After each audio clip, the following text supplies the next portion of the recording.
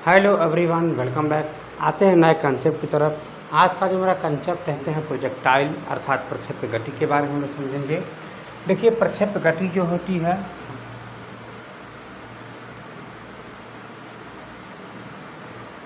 प्रक्षेप्य गति जो होती है वो दो टॉपिक से मिल करके बनी होती है, जिसे हम बोलते हैं ऊर्ध्वाधर गति और बोल सकते हैं हम लोग क्षैतिज गति।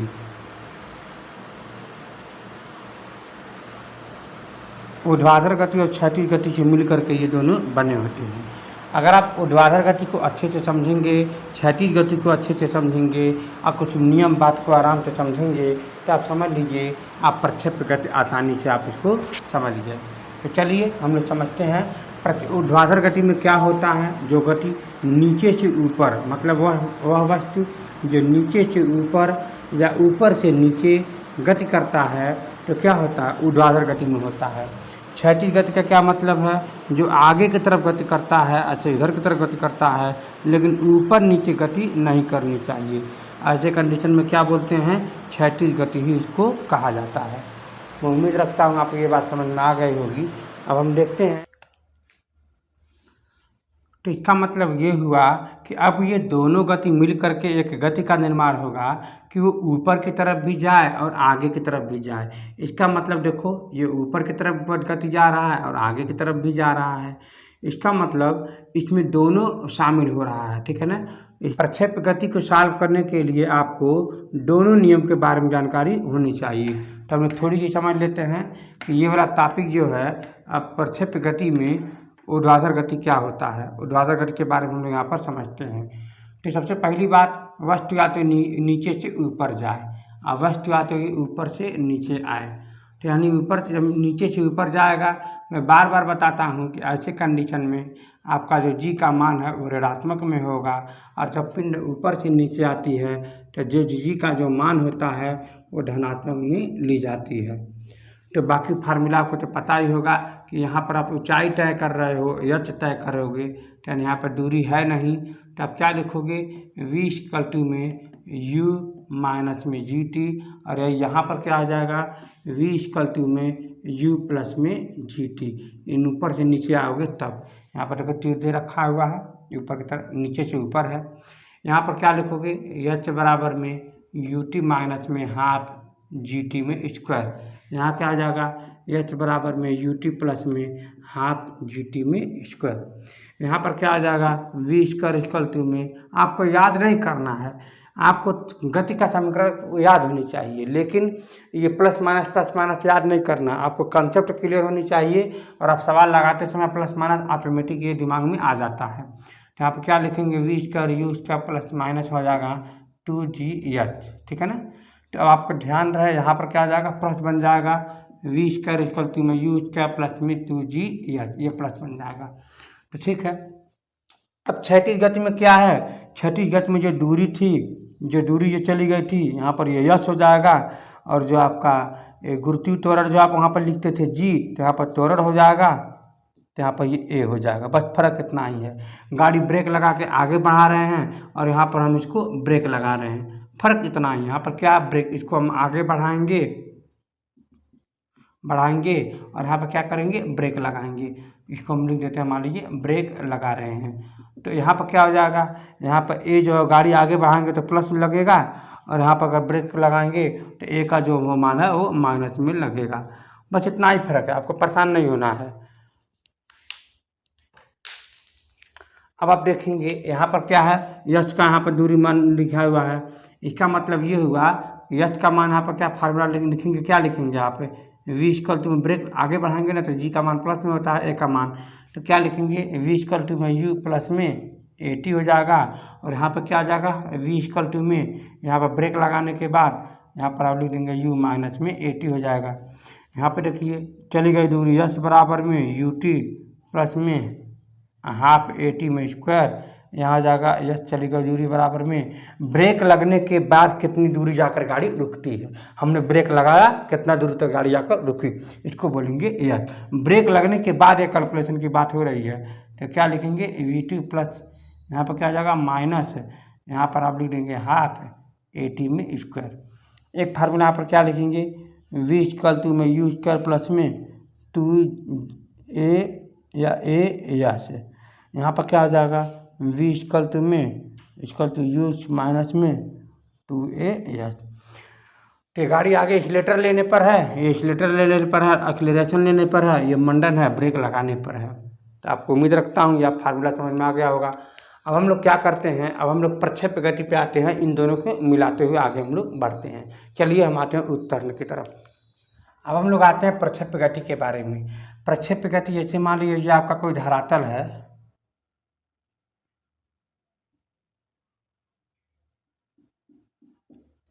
किसी पिंड को यू गति से फेंका गया है, ठीक है, थीटा कोण पे। तो ये कितनी ऊंचाई तक जाएगा, आपको पढ़ना क्या क्या है, कितनी ऊंचाई तक जाएगा। ऊंचाई तक जाने में लगा समय याद करना है t1, फिर यहाँ से आने में लगा समय आपको याद करना है t2, फिर टोटल समय यहाँ से यहाँ तक जाने में कितना समय लगा है t1 प्लस में t2, इन दोनों को टोटल टाइम बोलेंगे। कितना दूरी जा कर के गिरा है, परास है, रेंज RANGE, रेंज मन क्या होता है, परास है, ये आपके बारे में जानना है। तो इन सब चीज़ों को पढ़ने के लिए कुछ परेशान नहीं होना है, कुछ नियम आपको जानना है, काम चल जाएगा।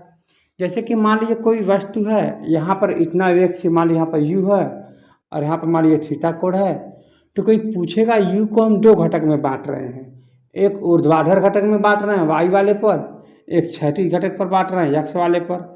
तो x वाले पर इसका मान कितना रहेगा, x बराबर में क्या हो जाएगा, मान लीजिए v है, इसको u है ना, तो u है x वाले पर कितना हो जाएगा, u में cos थीटा, क्या हो जाएगा u में cos थीटा, यानी u cos थीटा इधर पर लग रहा है, इधर की तरफ वेग है। अगर कोई पूछे इधर कितना हो जाएगा, तो आप बोलेंगे u में y इक्वल टू में u में साइन में थीटा। अरे हाँ है ना। तो अब आपको मैं बताना चाहूँगा यहाँ पर कि इसी घटक को हम दो बार बांट देंगे, दो जगह पर बांट देंगे। एक घटक ऊपर की तरफ हो गया, एक घटक आगे की तरफ हो गया। बात को समझने का प्रयास कीजिएगा। तो एक घटक को मैं आगे बढ़ाऊंगा, चलो हम यहाँ से हम इसको जो है डायग्राम को अच्छे से बना देते हैं और समझ में आ जाएगा आराम से। मान लीजिए यहाँ पर ये है u वेग से मैंने यहाँ पर गति लगाया और इसका मतलब यहाँ पर दो घटक है, एक घटक ये है, एक घटक यहाँ पर ये है। तो यहाँ पर मान लीजिए थीटा कोण है, यहाँ पर सेंटर है, ऊंचाई यहाँ पर याद करना है कितना ऊंचाई पर चढ़ा है, ये आपका सेंटर है मध्य बिंदु का।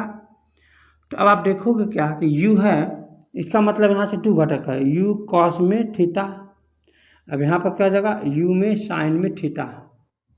अरे हाँ ना। तो अब हमको ये जो बताना है कि ये वाला जो वेग है ना, ये वाला जो वेग है आपको ऊपर ले जाने में काम करेगा कि वस्तु को कितना ऊंचाई तक हम लोग ले गए हैं, और ये वाला जो वेग है ना वो इसे आगे बढ़ाने में काम करेगा। बस यही इसमें समझना है और इसमें कुछ दिमाग लगाना ही नहीं है। आप दिमाग से अगर आप स्वस्थ होंगे तो आराम से आप समझ जाएंगे। तो इसमें क्या दिया है, ये u है, u का मतलब ये इतना ऊंचाई तक जाने में का समय काम करेगा और ये वाला जो है आगे बढ़ाने में काम करेगा। अब हम इसे यहीं से क्या करते हैं, दो भागों में बांट लेते हैं, दो टर्नों को अलग अलग कर लेते हैं। मैं उम्मीद रखता हूँ ये सब बातें आप समझ रहे होंगे और यहाँ भी अभी बात आप समझ गए होंगे। तो अब हम समझते हैं कि ऊंचाई तक ले जाने में कितना समय लगेगा। चलो पहली बात तो हमारा मान लीजिए, अब ऊंचाई तक की बात कर रहा हूँ, डायरेक्ट नीचे से ऊपर के लिए।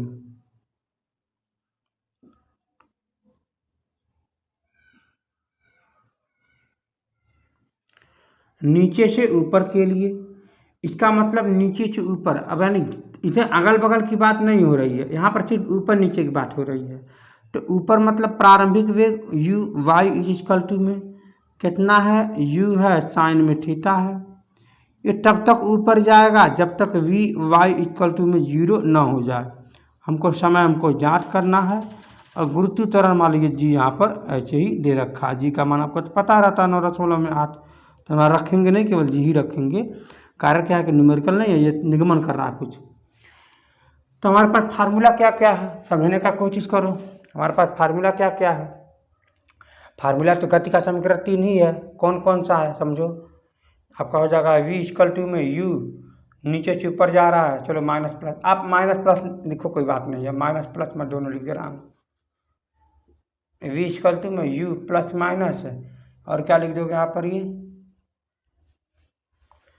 ए अर्थात जी टी। फिर क्या हो जाएगा, एच बराबर में U T plus minus half G T का स्क्वायर। फिर क्या लिख सकते हैं यहाँ पर हम लोग, वी स्क्वायर इक्वल टू में यू स्क्वायर प्लस में 2GS, ये भी प्लस माइनस लिख लो। अगर नीचे से ऊपर जाएगा तो आप प्लस लिख देना, अगर ऊपर से नीचे आ रहा तो सॉरी नीचे से ऊपर जाएगा तो माइनस, ऊपर से नीचे आएगा तो प्लस, बस यही होता है गति का समीकरण, यही है। तो हमारे मन में आया कि पहला हम जो है जीरो ये वाला निकालते हैं कि कितना समय में ये ऊपर जाएगा आखिरी तक। इसका मतलब ये हुआ कि हम पहला समीकरण कहीं से लिखेंगे, फर्स्ट समीकरण से,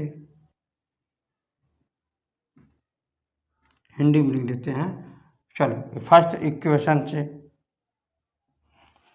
तो पहला इक्वेशन क्या रखोगे, v इक्वल टू में यहाँ पर क्या है, u प्लस में 80 है, नीचे से ऊपर जा रहा है इसलिए माइनस हो जाएगा, अरे हाँ है ना। तो इसका मतलब ये हुआ कि हमको जीरो तक ले जाना है, इसका वेग जीरो ही होगा तभी तक, और तब तक ऊपर जाएगा जब तक इसका वेग जीरो ना हो जाए। प्रारंभिक वेग कितना है, u साइन थीटा है, माइनस में हो जाएगा जी टी, इसको अब जी टी को यार कर दो तो जी टी बराबर में u साइन में थीटा, जी टी बराबर क्या हो जाएगा यहाँ पर, ये बताइए मुझे। टी बराबर हो जाएगा आपका, जी को इधर कर देना, ये हो जाएगा साइन में थीटा अपान में यू साइन थीटा अपान में जी। अच्छी बात है बाबू लोग। जो यहाँ से लेकर के यहाँ तक जाने में जो समय लगा है, यहाँ से लेकर के जाने में जो समय लगा है T1 बराबर में यू साइन में थीटा अपान में जी, ये जाने का टाइम है। तो मैं आपको बात दावे के साथ कहूँगा कि आने का टाइम भी उतना ही लगेगा। इसका मतलब आने के टाइम में भी उतना ही लगेगा। तो T2 बराबर क्या हो जाएगा, यू साइन थीटा अपान में 2। तो प्रक्षेप्य काल टोटल क्या हो जाएगा 2t, मतलब टोटल काल क्या हो जाएगा यहाँ पर टी बराबर में T1 प्लस में T2 बराबर, इन दोनों को क्या कर देंगे, जोड़ देंगे। तो जैसे ही जोड़ेंगे तो 2 sine theta 2 you sine theta upon में जी हो जाएगा, अरे हाँ है ना। तो यही आपको मैं बताना चाहूँगा कि प्रक्षेप्य मतलब उड्डयन काल, जितना यहाँ से लेकर के यहाँ तक, जहाँ तक मैंने वस्तु को फेंके हैं तो गिरने तक हवा में इतने टाइम तक ये रहेगा। तो मैं उम्मीद रखता हूँ आपको ये बात यहाँ से समझ में आ गया होगा। अब ऊंचाई तक ले जाने में जो समय क्या है, ऊंचाई तक ले जाने में समय T1 ही तो है, यही तो है। आप एक काम करो, ऊंचाई तक ले जाने में समय जो है उसको आप ऊंचाई याद करो कि कितना ऊंचाई तक ये चला जाएगा। हम आते हैं उसी तरह की तरफ। थोड़ी सी बात आपको ध्यान देना है, आपको जो है जो चीज़ आपको पता चल गया आप यहाँ पर लिख लो, नोट कर लो। हमको क्या क्या पता चला है, हमको पता चला कि T1 बराबर में यू साइन में थीटा अपान में जी, टोटल टाइम कितना हो जाएगा 2 यू साइन में थीटा अपान में जी, अरे हाँ ना। अब हमको इतना टाइम पता चल गया है। आखिर में इसका वेग क्या हो जाता है, जीरो हो जाता है, जीरो।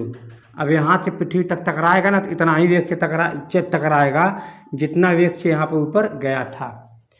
चलिए ठीक है, हम आते हैं अगले।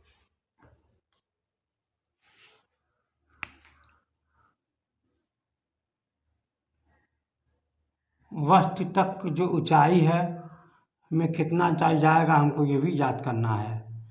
मेरी बात को समझने की कोशिश करिएगा, कितना ऊंचाई तक जाएगा याद करना है।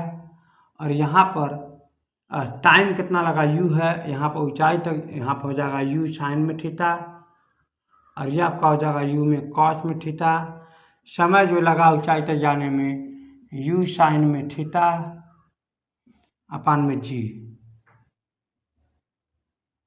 अपान में जी, इतना समय लगा है।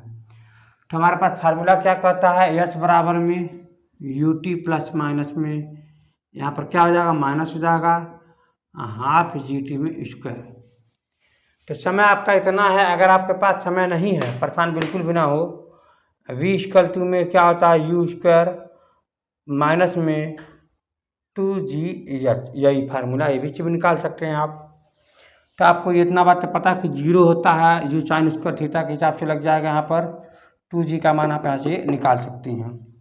इसका मतलब ये हुआ आप इसको उधर कर दो, बाकी इधर कर दो, तो ये हो जाएगा 2GH इक्वल टू में, इससे ना लगाना गति का समीकरण, वो प्रक्षेप्य वाले पैराबोलिक वाला मान निकालने के लिए आप इसका यूज कर देना, कोई बड़ी बात नहीं है। इसको इधर कर दो, इसको इधर कर दो, तो यू स्क्वायर माइनस में वी स्क्वायर। तो हम जानते हैं कि वी स्क्वायर मतलब आखिर में क्या हो जाता है, जीरो हो जाता है। तो यहाँ पर क्या क्या है, यू का मान कितना है, यू साइन में थीटा हो जाएगा, ये वाई वाला टर्म है, यहाँ पर हो जाएगा जीरो। टी का मान पता है, जी का तो मान मानिए जी ही है, रखिए यहाँ पर। तो यहाँ पर क्या लिख देंगे, एच बराबर, यहाँ से क्या लिख देंगे, एच बराबर, यहाँ पर हो जाएगा यू स्क्वायर, नीचे हो जाएगा 2 में जी। अरे हाँ है ना, यही बात है। यहाँ पर v बराबर क्या लिखा गया, जीरो। v बराबर जीरो रखेंगे तो खत्म हो जाएगा, नीचे उधर कर देंगे तो वी स्क्वायर यू स्क्वायर अपान में 2g हो जाएगा। तो एच बराबर क्या है, यू स्क्वायर का मान कितना है, यू साइन थीटा का होल स्क्वायर अपान में क्या हो जाएगा 2g, 2 में जी। अरे हाँ है ना। तो एच बराबर कितना हो जाएगा, you square sine square theta upon में 2g। ये आपको बात को समझना है कैसे ये आया है। तो मैं उम्मीद रखता हूँ भाई लास्ट आखिरी तक ले जाने में जीरो होना चाहिए, वी बराबर जीरो होना चाहिए।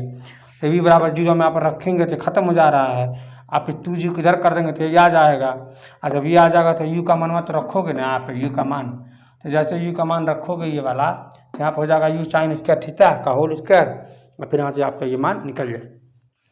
यानी भी बात तो तय हो गया कि जो एच बराबर जो मान आएगा, एच का जो मान आएगा एच बराबर में you square sine square theta upon में 2 में जी, ये अच्छी बात है। तो ठीक है, यानी आप ये यहाँ से मान इसको निकाल पाओगे। तो मैं उम्मीद रखता हूँ आप ये बात ऊंचाई निकाल लोगे। अब आपको निकालना है कि कितनी दूरी ये तय कर लेगी, अच्छी बात है। अभी आपको निकालना है कि वस्तु को जब हम फेंके थे तो कितनी दूरी ये तय कर लेगी, कहाँ से कहाँ तक ये जा कर के वस्तु गिरेगा। फेंकेंगे कहीं गिरेगा तो ही, तो कितना दूरी पर गिरेगा, परास कहते हैं, परास होता है। तो कितना आएगा परास, हम वो भी निगमन करते हैं। आते हैं उच्च तरण की तरफ। अच्छी बात यहाँ पर यह समझना है कि वस्तु जब फेंका गया था तो जो हमारा यू, यहाँ पर यू वेग से मान लिया फेंका गया था, तो यू साइन में थीटा इधर जाता था वेग, और यू कॉस में थीटा इधर जाता था। तो वस्तु का ये इधर ले जाने का वेग जो काम करेगा ये काम करेगा।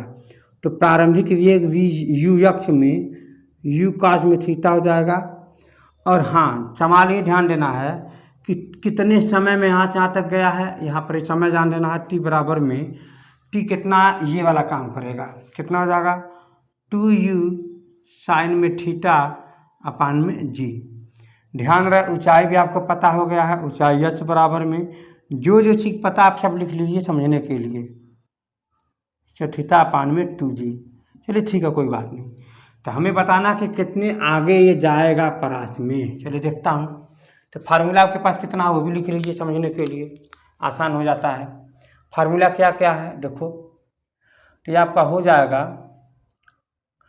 v इक्वल टू में u प्लस में at, इसके बाद s बराबर में ut प्लस में हाफ at में स्क्वायर, इसके बाद v स्क्वायर इक्वल टू में u स्क्वायर प्लस में 2gh हो जाएगा।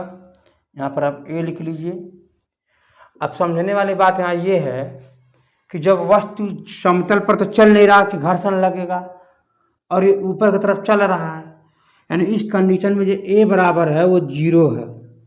a बराबर क्या है, जीरो। अच्छी बात यहाँ पर a बराबर जीरो है।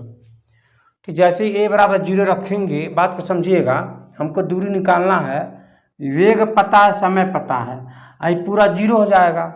तो यच मतलब दूरी, दूरी मतलब ऊंचाई, चाहे यहाँ पर यच, यहाँ पर ऊंचाई था यच, लेकिन अब इसको मान लेंगे दूरी। तो क्या बन जाएगा ut प्लस में हाफ at में स्क्वायर। a का मान जीरो है तो पूरा क्या बन जाएगा जीरो। तो यहाँ पर क्या बचा ut, ut का मान, u का मान क्या जाएगा u कॉस में थीटा। t का मान कितना है जरा मुझे बताओ, t का मान कितना, पूरा यही तो है t, कितना समय लग रहा है t जाने में 2u, यहाँ पर भी u हो जाएगा, ठीक है 2u sign to theta, sorry sine theta upon में आप लिख सकते हैं यहाँ पर ये g। आपका अगर मन करे तो आप इसको जो है साइन टू थीटा के रूप में आप इसको लिख सकते हो, यू स्क्वायर ये हो जाएगा आपका ये 2 साइन थीटा इंटू में कॉस थीटा अपान में जी। इसको आप लिख सकते हो, यहाँ पर आप लिख सकते हैं साइन में 2 थीटा अपान में जी। यही अच्छी बात है, ये साइन में 2 थीटा कहाँ से आया है, थीटा का दोगुना कर देंगे। कैसे आया है देखिए, समझने की कोशिश करिएगा। साइन 2 थीटा बराबर में 2 क्या हो जाएगा, 2 साइन में थीटा इंटू में कॉस में थीटा। समझ में आ रहा है मेरी बात, समझ पा रहे हैं ना। 2 साइन में थीटा इंटू में कॉस में थीटा इस गलती में साइन में 2 थीटा होता है। अरे हाँ है ना। तो मैं उम्मीद रखता हूँ आप ये सब बातों को आप समझ गए होंगे, और मैं कल से इसका न्यूमेरिकल हम सॉल्व करेंगे, ठीक ना। तो आज के लिए सिर्फ इतना ही, बहुत बहुत धन्यवाद। और इसके पहले वीडियो को लाइक करें, शेयर करें, सब्सक्राइब करें। अगर आप वीडियो लाइक नहीं कर रहे होंगे तो बिल्कुल भी ना पढ़ें, कोई मतलब नहीं है। आप इसे लाइक करें, शेयर करें और सब्सक्राइब करके पढ़ें। पहली बात तो सब्सक्राइब कर लें तब जाके पढ़ें, अगर अन्यथा ना पढ़ें वही अच्छा रहेगा, क्योंकि वो कुछ काम नहीं करेगा आपके दिमाग में, एग्जाम में कुछ काम नहीं करेगा, दिमाग भूल जाएगा।